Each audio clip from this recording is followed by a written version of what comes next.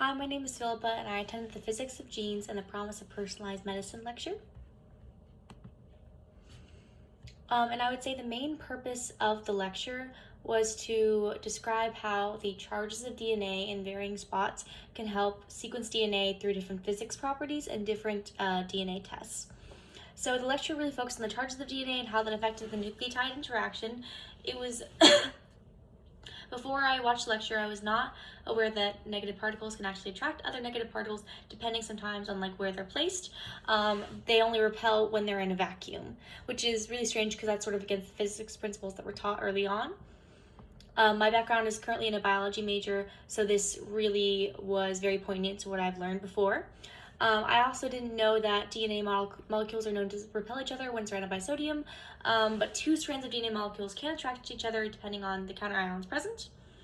If you take a counterion with a charge of +2 or higher, half the charge can interact with one piece of DNA and half the charge can interact with another one, therefore making it so that the two DNA molecules no longer repel. C and G nucleotides in DNA can also attract a lot less than A and G nucleotides. Purines like adenine and guanine have a larger, more delocalized electron clouds, making them more polarizable, and their electron distributions shift more easily depending on the charges surrounding them, basically making it so that they're able to pack together a lot more tightly. This means that purine-rich sequences experience stronger base stacking forces overall, and that also can allow for structural support in DNA molecules. Oftentimes what we think of as junk DNA is actually there for structural support, so it'll have higher levels of A and G. The large part of the lecture also talked about different sequencing methods when it comes to DNA, and how physics relates to that. One of those is Sanger sequencing, which is a slightly older type of sequencing. DNA is replicated in the presence of special chain-terminating nucleotides called ddNTPs. So essentially, when those nucleotides are added on at a certain point, the sequence ends, and then you are aware, because of the fluorescence, where that sequence ends, and then you can tell what nucleotides are in that sequence. A large part of the lecture also focused on nanopores, essentially small pores that DNA can go through, and depending on the charge interactions, you're able to identify what that DNA is, and it has a lot of usages in DNA sequencing. So negatively charged DNA goes through the nanopore, and as this happens, DNA blocks the porous current that flows through it. Pore has to be very small for the DNA to block it, and placing the pore in a lipid bilayer membrane can take advantage of an innate biological ability that membranes have, where the inside is very positive and the outside is very negative, meaning that the DNA is going to go to the more positive inside, allowing for that sequencing to happen through the nanopore. Oftentimes, another molecule must be added on the outside of the cell membrane to sort of control how fast the DNA molecule goes through the nanopore to allow time for proper sequencing.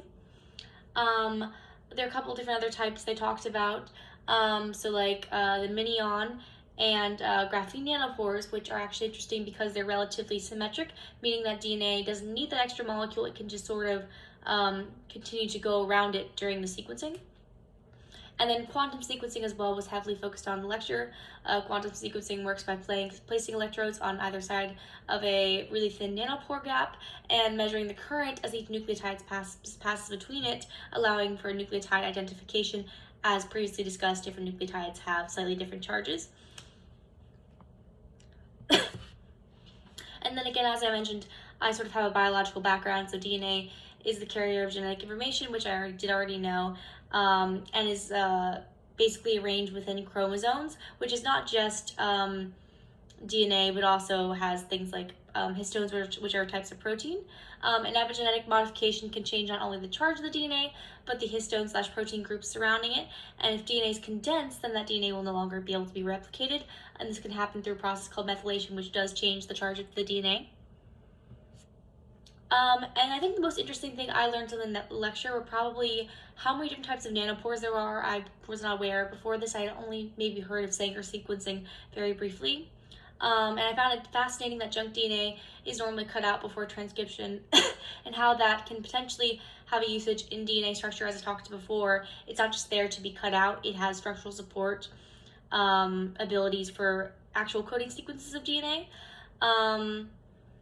And I think if I were to follow up with anything outside of this lecture, it would probably be some of the more rapid DNA tests that are being done now. Historically, it's been very, very expensive and very time consuming to sequence DNA, but now with the advent of nanopores, using like different electrical charges, it's become a lot simpler. So I would like to do more research on that because it has a lot of applications in cancer research. If you know somebody's genetic profile beforehand, you can see what cancers they're at risk for and then potentially prevent that down the line. Thank you.